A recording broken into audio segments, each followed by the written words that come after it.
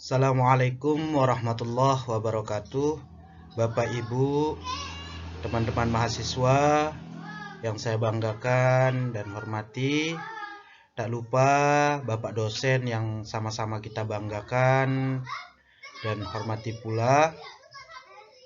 Baik Bapak Ibu, saya lalu aku Rizaki akan mempresentasikan tentang model-model kepemimpinan kontingensi 4 goal, yang dimana tugas kami kelompok 5 adalah untuk memaparkan makalah tentang model-model kepemimpinan, yang dimana tadi ada 2 model kepemimpinan yang telah disampaikan oleh rekan kami, yakni Muhammad Mayadi, tentang model kepemimpinan kontingensi dan 3 dimensi. Selanjutnya saya akan memaparkan tentang model kepemimpinan kontingensi 4 goal.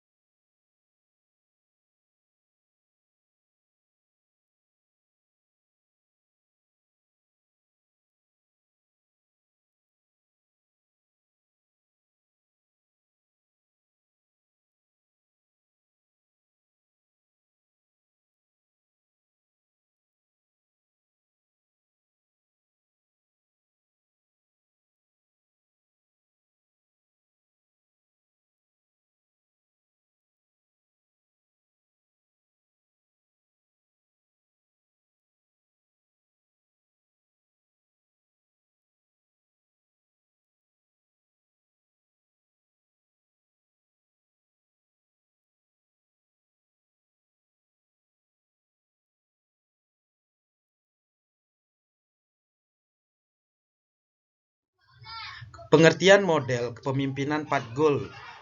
4 goal theory atau 4 goal theory leadership adalah sebuah teori kepemimpinan yang dikembangkan oleh House dan Robbins tahun 2009, yang menyatakan bahwa terdapat 2 variabel kontingensi yang menghubungkan perilaku kepemimpinan dengan hasil berupa kepuasan kerja dan kinerja, yaitu variabel-variabel dalam lingkungan yang berada di luar kendali karyawan, struktur tugas sistem otoritas formal, dan kelompok kerja, serta variabel-variabel yang merupakan bagian dari karakteristik personal karyawan adalah locus of control, pengalaman, kemauan yang dimiliki.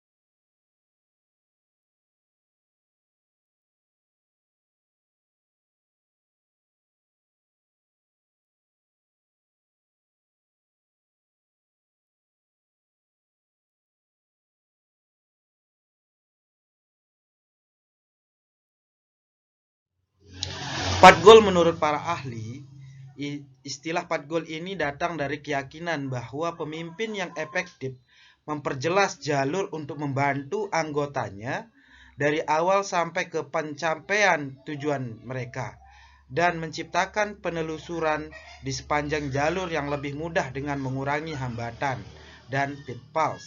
Itu menurut Robbins pada tahun 2002. Teori pat goal menjelaskan dampak perilaku pemimpin dan pada motivasi bawahan, kepuasan dan kinerjanya. Robin dan Judge menyatakan bahwa inti dari pat goal teori adalah merupakan tugas pemimpin untuk memberikan informasi dan dukungan yang dibutuhkan kepada para pengikut atau pekerja atau bawahan agar mereka bisa mencapai berbagai tujuan yang diharapkan. Dasar dari teori ini merupakan bahwa tugas pemimpin untuk membantu anggotanya dalam mencapai tujuan mereka dan untuk memberi arahan dan dukungan atau keduanya yang dibutuhkan untuk menjamin tujuan mereka sesuai dengan tujuan kelompok atau organisasi secara keseluruhan.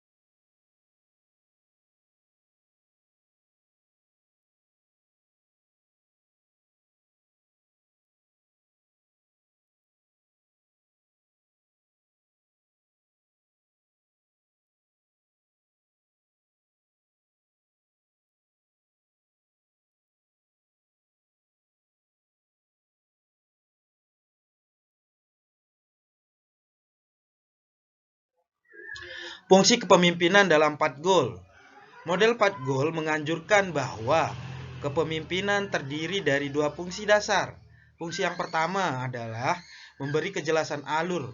Maksudnya, seorang pemimpin harus mampu membantu bawahannya dalam memahami bagaimana cara kerja yang diperlukan di dalam menyelesaikan tugas-tugasnya. Yang kedua adalah meningkatkan jumlah hasil atau reward bawahannya dengan memberi dukungan dan perhatian terhadap kebutuhan pribadi mereka. Untuk membentuk fungsi-fungsi tersebut, pemimpin dapat memanggil berbagai gaya kepemimpinan. 4 perbedaan gaya kepemimpinan dijelaskan dalam model pat goal sebagai berikut.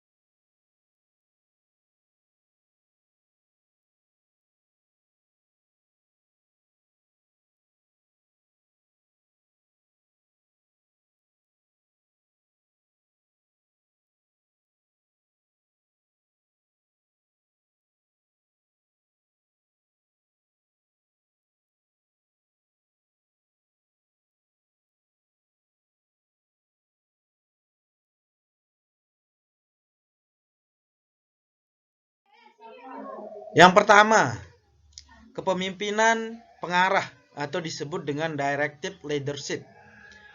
Pemimpin memberitahukan kepada bawahan apa yang diharapkan dari mereka, memberitahukan jadwal kerja yang harus disesuaikan dan di standar kerja, serta memberikan bimbingan atau arahan secara spesifik tentang cara-cara menyelesaikan tugas serta termasuk di dalamnya aspek perencanaan, organisasi, koordinasi, dan pengawasan.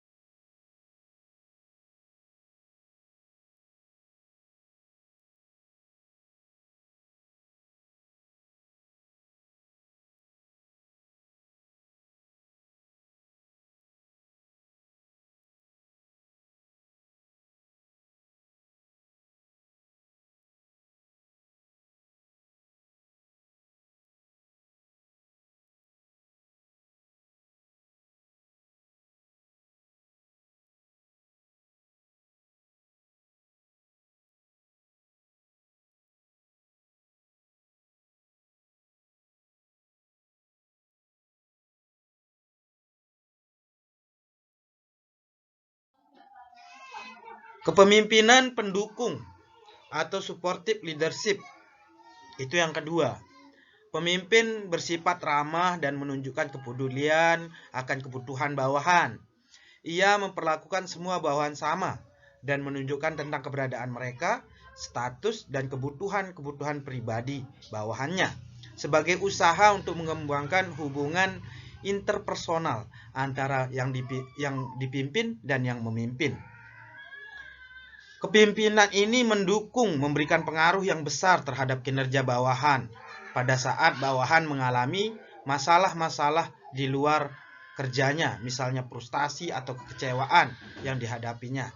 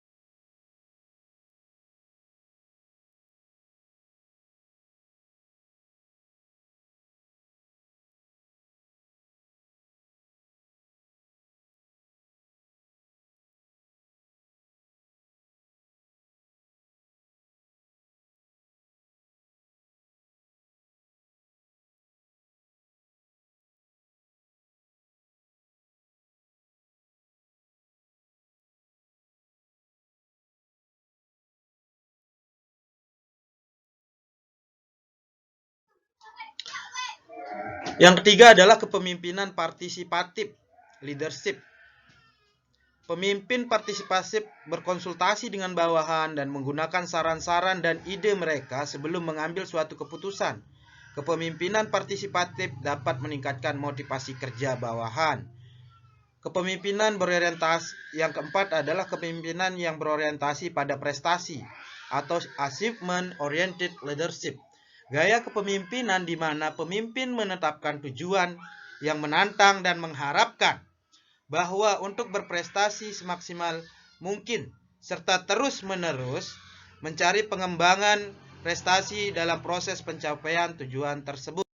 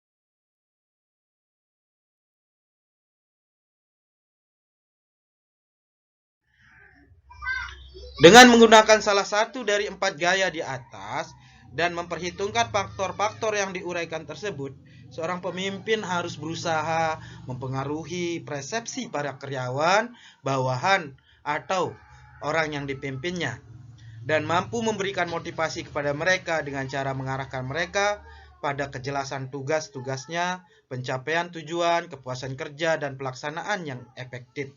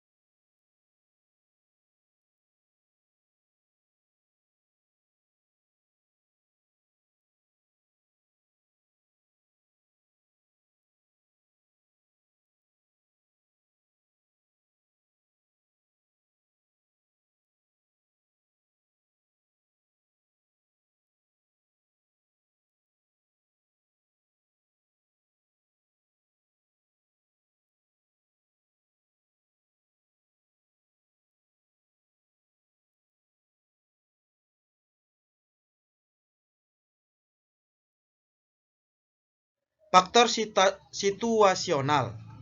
Dalam teori 4 goal, terdapat dua faktor situasional yang diidentifikasikan ke dalam model teori 4 goal, yaitu personal characteristic of subordinate and environmental pressure and demand.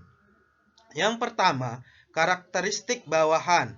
Pada faktor situasional ini, teori 4 goal memberikan penilaian bahwa perilaku pemimpin akan bisa diterima oleh bawahan jika para bawahan melihat perilaku yang ditunjukkan oleh pemimpin ini adalah sumber yang akan segera memberikan kepuasan atau sebagai suatu instrumen bagi kepuasan masa depan untuk lebih meningkatkan, baik itu dari segi ekonominya atau dari jabatan atau ke jenjang yang lainnya.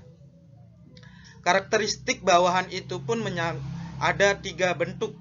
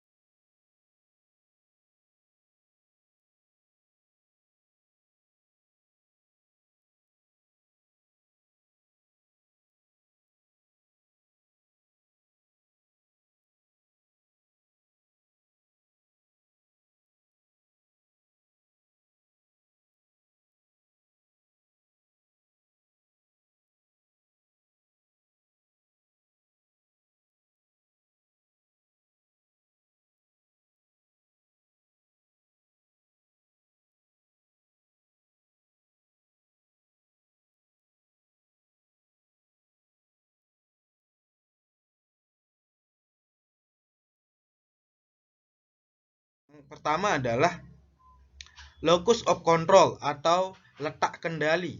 Hal ini berkaitan dengan keyakinan individu yang dipimpin sehubungan dengan penentuan hasil. Individu yang mempunyai letak kendali internal meyakini bahwa hasil atau reward yang mereka peroleh atau dapatkan didasarkan pada usaha yang mereka lakukan sendiri. Ketika mereka bekerja keras, bekerja disiplin, dan sesuai dengan prosedur, maka mereka akan mendapatkan reward atau hasil yang lebih baik.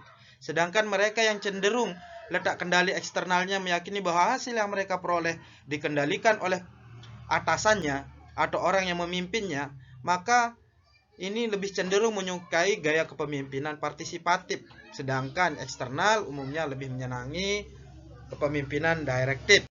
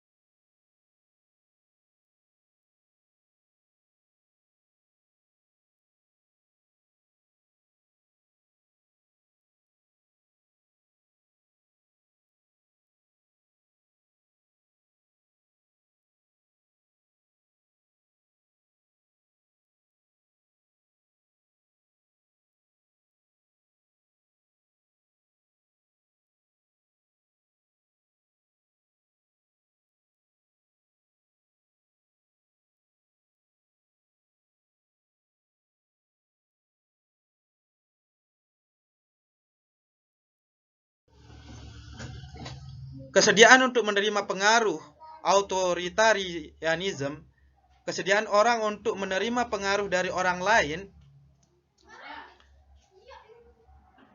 yang tinggi cenderung merespon gaya kepemimpinan yang direktif, sedangkan bawahan yang tingkat authoritarianism rendah cenderung memilih gaya kepemimpinan partisipatif. Yang selanjutnya adalah kemampuan. Ini yang mempengaruhi juga. Kemampuan yang dan pengalaman bawahan akan mempengaruhi apakah mereka dapat bekerja lebih berhasil dengan pemimpin yang berorientasi prestasi. Ini biasanya pemimpin yang berorientasi pada prestasi ini akan terganggu dengan bawahan yang memiliki kemampuan yang cenderung rendah atau kurang. Sehingga biasanya karyawan atau bawahan yang seperti ini akan lebih senang atau lebih nyaman dengan pemimpin yang bersifat yang memimpin dengan sportif atau supportif. Ini artinya adalah yang mendukung untuk pengembangan daripada karyawannya atau bawahannya.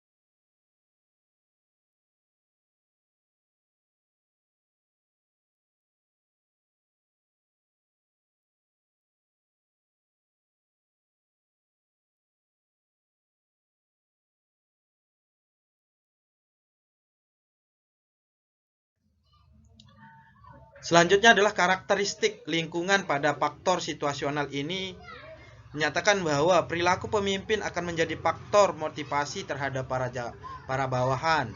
Jika perilaku tersebut akan memuaskan kebutuhan bawahan, akan memungkinkan tercapainya efektivitas dalam pelaksanaan kerja. Jadi, ketika bawahan kita merasa bahwa percaya, puas dengan apa yang dilaksanakan atau yang ditunjukkan oleh pemimpinnya, maka efektivitas kerja akan terlaksana dengan baik. Perilaku tersebut selanjutnya adalah perilaku lingkungan yang lainnya adalah perilaku komplimen dari lingkungan para bawahan yang dapat merupakan pemberian latihan dan dukungan penghargaan yang diperlukan untuk mengidentifikasi pelaksanaan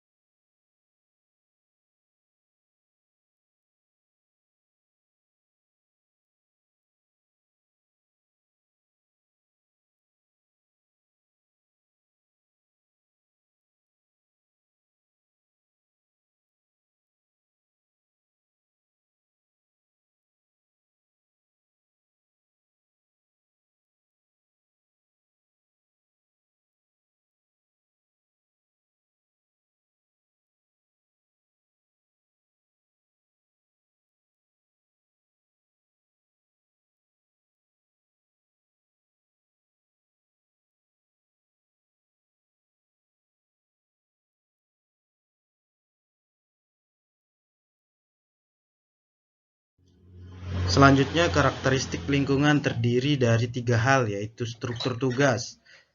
Struktur kerja yang tinggi akan mengurangi kebutuhan kepemimpinan yang direktif, karena di struktur tugas itu telah terbentuk struktur kepengurusan atau struktur tugas yang mewakili daripada alur yang harus diarahkan oleh seorang pemimpin, sehingga kebutuhan akan kepemimpinan yang direktif di sini agak berkurang.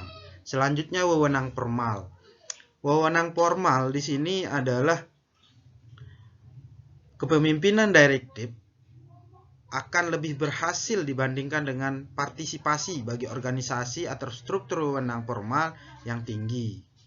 Jadi, apabila sudah ini dilihat dari jabatan atau wewenang jabatan yang diampunya, sehingga direktif di sini lebih dominan. Kepemimpinan direktif di sini lebih dominan untuk menentukan atau mengembangkan daripada pencapaian hasil-hasil kerja nantinya. Selanjutnya adalah kelompok kerja.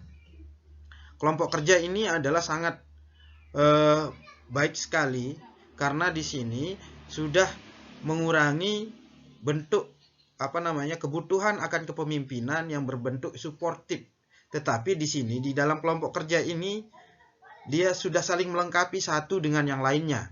Misalnya ada anggota atau bawahan yang kurang memahami atau memiliki kekurangan dalam pemahaman untuk menyelesaikan sebuah tugas, maka akan dilengkapi oleh orang-orang yang lebih memahaminya atau rekan kerja yang lebih memahaminya, karena di sini terbentuk sebuah teamwork atau kelompok kerja. Jadi itulah tadi 3 karakteristik lingkungan yang ada di dalam 4 goal itu sendiri, teori 4 goal itu sendiri, sehingga menghasilkan sebuah penyesuaian atau tergantung situasi tempatnya. Sehingga ada tadi sudah dijelaskan tentang 4 macam karakteristik kepemimpinannya, bentuk-bentuk kepemimpinannya, terus karakteristik bawahannya, dan karakteristik daripada lingkungannya. Baik Bapak Ibu, Bapak dosen yang saya hormati, sekian dari saya untuk memaparkan makalah tentang model-model kepemimpinan, yakni khusus tentang kepemimpinan 4 goal. Baik Bapak Ibu, mungkin penyampaian yang saya sampaikan ini sangat jauh dari kata sempurna, sehingga mohon kiranya Bapak Ibu bisa menambahkan atau meluruskan kekeliruan-kekeliruan yang ada dalam penyampaian saya, terutama Bapak dosen bisa memberikan masukan atau tambahan atau perbaikan atau koreksi daripada makalah yang saya sampaikan, sehingga saya ucapkan mohon maaf yang sebesarnya apabila terdapat banyak kesalahan atau kekeliruan, dan saya ucapkan banyak terima kasih atas masukan yang Bapak Ibu sampaikan. Terima kasih. Assalamualaikum warahmatullahi wabarakatuh.